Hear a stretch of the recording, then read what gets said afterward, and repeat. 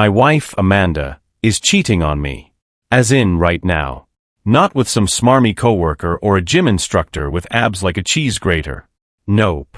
She's getting it on with Ted the Toad Wilson, our 58-year-old neighbor. Picture someone who looks like Jabba the Hutt after a bad sunburn, balding, with a beer belly so round it's practically a solar system, and a laugh that could scare off feral cats. How do I know? I found the text messages. I'd been noticing Amanda's strange behavior lately, and now that she'd left her phone on her nightstand, I couldn't resist checking it. And there it was, in black and white. Ted, can't wait to see you tomorrow. A winking emoji. Amanda, me too. I'll sneak over when Dan was in work. An emoji heart. Why? Why is Amanda spreading her legs for this gelatinous blob? Because, and I'm quoting her here, Ted's had such a lonely life, and no one's ever made him feel special. A goddamn charity case. I swear, if being pathetic were a competition, Ted would have a shelf full of gold medals. I mean, come on. Life has disappointed all of us at some point. For example, I cried when the Yankees blew Game 7 of the World Series in '03. But you don't see me letting it derail my moral compass, do you? Yet here's Amanda, rolling in the sheets with the human equivalent of a melted candle. Apparently, she's taking this help the helpless shtick to new extremes. Amanda's always had a soft spot for lost causes. Stray cats, homeless guys panhandling by the liquor store, even Jehovah's Witnesses. Yeah, she'd hand those door knockers a glass of water on a hot summer day while I pretended not to exist. It was kind of sweet in a she'll probably get us robbed someday kind of way. But Ted? That's not sweet. That's just repulsive. We talked about cheating before, back when we were still in that honeymoon phase where you agree on principles you never think you'll need to enforce. My stance? Simple, you cheat, it's over. No discussions. No workshops or marriage counseling. Just done. But maybe her last Botox injection hit a nerve and fried her short-term memory, because here I am, fuming in my living room while she's upstairs in Ted's bedroom, doing something I'll never be able to unsee. So yeah, she crossed the line. And now I'm crossing one too. At first, I considered going full Hollywood action star, calling up some old Navy SEAL buddies for a tactical takedown. Except, you know, I was never a SEAL. Or maybe hiring a hitman. Nope, can't afford that either. Between the mortgage, car payments, and Amanda's insatiable need for new yoga pants, I'm financially handcuffed. That leaves me with one option, good old-fashioned vengeance. I'm not talking about breaking bones, though believe me, I fantasized. No, I'm a big guy, 6 feet 2 inches, 215 pounds of construction worker muscle, but I'm also a realist. I don't look good in orange jumpsuits or around cellmates who grew up dating livestock.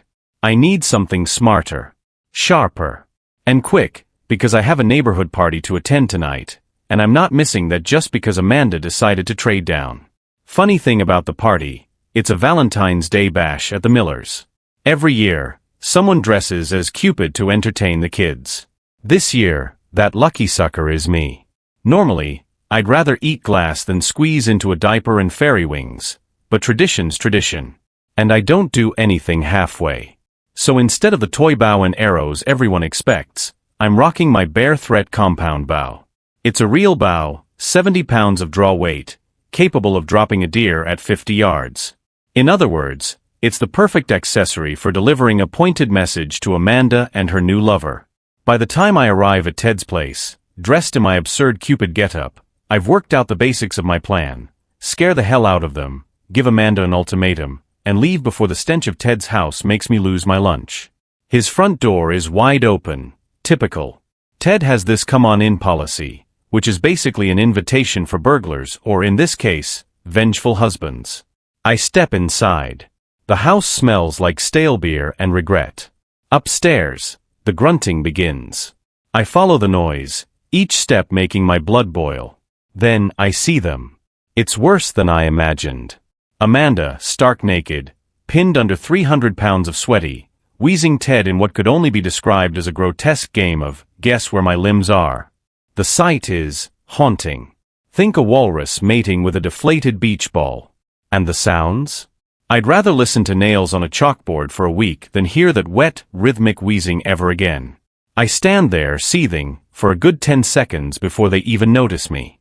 Ted's too busy wheezing. Amanda's too busy pretending she's not disgusted. Finally, I lean in and yell BO. Ted jumps, or well, spasms, and immediately clutches his chest. His face goes beet red, and for a second I think, holy crap, did I just kill him? But no, the bastard collapses onto Amanda, still very much alive but looking like a beached whale. Amanda, meanwhile, starts thrashing under his weight, her muffled screams barely audible beneath 300 pounds of jiggling flesh. I should have left them there. Really, I should have. But some part of me still has a shred of decency, so I use my legs to push Ted's bulk off Amanda. The floor shakes as he lands with a thud. Amanda gasps for air like she's just been resuscitated. Amanda stares at me, eyes wide and bloodshot, like a deer caught in headlights. Her face, flushed pink from oxygen deprivation, morphs into a mask of disbelief. Meanwhile, Ted lies sprawled on the floor, his chest heaving like an asthmatic who just ran a marathon. I almost feel sorry for the guy. Almost. But then I remember why I'm here. I grab my bow, knock an arrow, and point it at Ted's fat, sweaty face. Move, and I'll make you a permanent part of the carpet, I say, my voice steady and cold. Ted whimpers something incoherent, his jowls quivering. Amanda starts sobbing, mumbling clichés straight out of the cheater's handbook. It didn't mean anything. I was lonely. I thought we'd grown apart. Blah blah blah. I've heard better excuses from drunk teenagers trying to explain a DUI. Shut up, Amanda, I snap, my patience evaporating. You threw away our marriage for this sack of lard? Are you kidding me? She wipes her tears, shaking her head like she's the victim. He was just so sad. I wanted to give him a Valentine's Day to remember. I laugh, a sharp, humorless bark. Oh, don't worry. This is one Valentine's Day neither of you will ever forget. I turn my attention back to Ted, who's now trying to scoot his bloated carcass toward the door. I say, raising the bow. Not so fast, Shamu. We're not done here. Ted freezes, his chins wobbling in terror. Please, he stammers, his voice like gravel in a blender. I didn't mean to. Didn't mean to what? I cut him off. Didn't mean to screw another man's wife? Didn't mean to wreck my marriage? Or didn't mean to get caught? Because I've got news for you, buddy. You meant every damn bit of it. He gulps, his eyes darting to Amanda, who's now trying to cover herself with a pillow. The sight of her makes my stomach churn. I lean in close to Ted, the bowstring creaking as I pull it back just enough to make my point. Here's what's going to happen, I growl. You're going to pack your crap and leave this neighborhood. Tonight. I don't care where you go, but if I see your face again, I won't miss next time. Got it? He nods so hard I half expect his head to pop off. Why yes. I'll leave. I swear. Good. I release the tension on the bowstring, but I don't lower it. And as for you, I turn to Amanda, my voice dripping with contempt.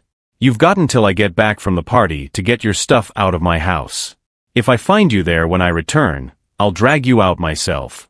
Understand? Amanda bursts into fresh tears, nodding furiously. I am sorry.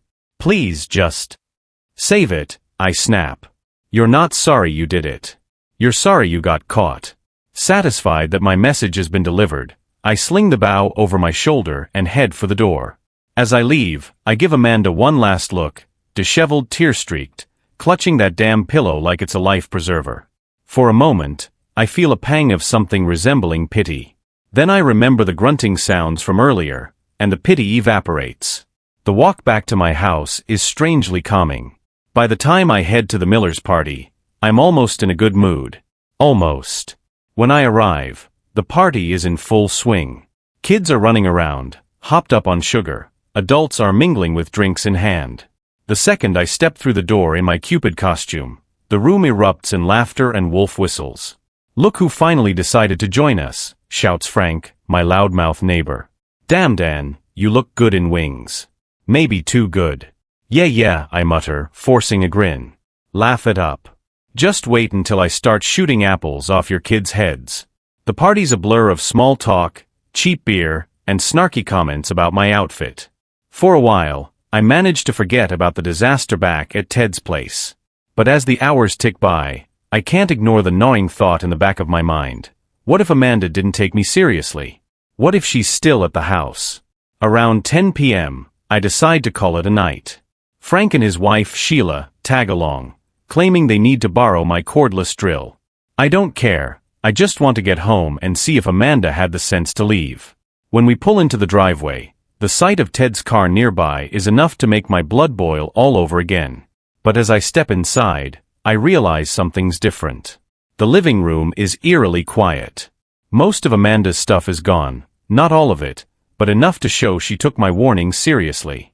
Sheila finds Amanda outside, loading the last of her suitcases into Ted's car. There's a lot of crying, a lot of pleading.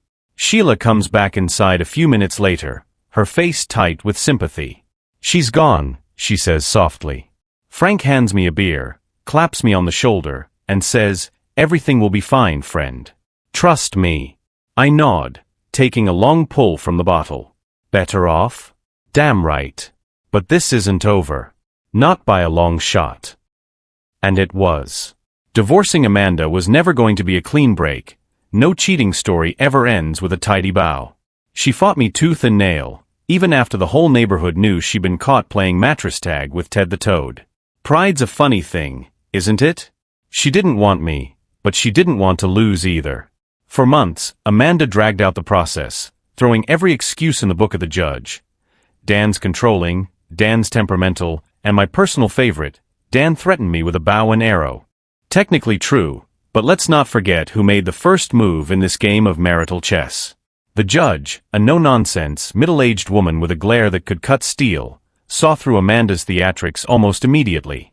"Miss Walsh," she said, addressing Amanda in that clipped, professional tone judges use when they're this close to snapping, "perhaps you should spend less time recounting threats and more time explaining your infidelity." Amanda looked like a fish out of water, her mouth opening and closing with no sound. Meanwhile, I sat there, arms crossed, radiating the kind of smug satisfaction you can only get from watching karma work its magic. The final settlement was better than I expected. No alimony, thank God for the fact that Amanda had a decent job, and an even 50-50 split of our property. No kids, no major debts beyond the mortgage, so it was relatively straightforward. I kept the house, the truck, and the dog. She got her clothes, her yoga gear, and her precious collection of scented candles. Fair enough. As for Ted, he'd vanished into the ether, likely realizing that being known as the guy who was caught with Dan's wife wasn't a great look for him. Rumor has it, he moved to another state, Florida, maybe? Perfect. He can sweat somewhere else while I move on with my life. But moving on didn't mean letting go. Not yet. After the divorce was finalized, Amanda wasted no time trying to claw her way back into my good graces. She'd show up unannounced, looking like she'd just stepped out of a Nicholas Sparks movie, teary-eyed, holding a bottle of wine, spouting lines like, "I made a mistake, Dan. We can fix this." Fix this? Sure, let me just grab my duct tape and superglue, and we'll patch up the gaping hole you blew in our marriage. Her desperation wasn't surprising, but her audacity was. She had to know I wasn't going to forgive her. Still, I played along, for a while. Let her believe there was hope. Let her think I was softening. Why? Because revenge isn't just about the moment, it's about the ripple effect. And Amanda? She needed to feel every wave. About 6 months after the divorce, I found my opportunity. Amanda had taken up with some new guy, Brad, a wannabe entrepreneur with delusions of grandeur and a credit score that probably started with a 3. The two of them were hosting a networking event at a local restaurant, trying to pitch some MLM scam involving essential oils. Naturally, half the attendees were people we both knew. Perfect. I showed up uninvited, dressed sharp in a tailored suit, looking every bit the successful ex-husband who'd landed on his feet. Amanda's face fell the moment she saw me. Brad, oblivious to the tension, greeted me with an oily smile. "Dan, glad you could make it. Let me tell you about this incredible business opportunity." "Oh, I'm not here for that," I said, cutting him off. "I'm here to support Amanda. I flashed her a grin so wide it bordered on predatory. After all, she's an expert in screwing people over. The room went silent. You could have heard a pin drop. I didn't stop there. With all eyes on me, I launched into a short but brutal speech, outlining exactly how Amanda's networking skills had extended to our neighbor's bedroom. I didn't raise my voice or throw a tantrum. No, I kept it calm, composed, and dripping with sarcasm. And here's the best part, I said, looking directly at Brad. She's not even subtle about it. So buddy, if you ever hear her talking about helping the helpless, I suggest you check whose helplessness she's handling. Laughter rippled through the room. Amanda turned beet red, tears welling in her eyes. Brad looked like he wanted to melt into the floor. And me? I finished my drink, gave Amanda a mock salute, and walked out without another word. The fallout was immediate. Amanda's reputation, already shaky, crumbled like a house of cards. Word spread like wildfire, and within weeks, she was the subject of every neighborhood gossip circle. Her MLM venture collapsed, Brad dumped her, and she moved back in with her sister 2 towns over. As for me, I moved on, genuinely this time. Revenge may not heal wounds, but it sure as hell makes the scars feel worth it.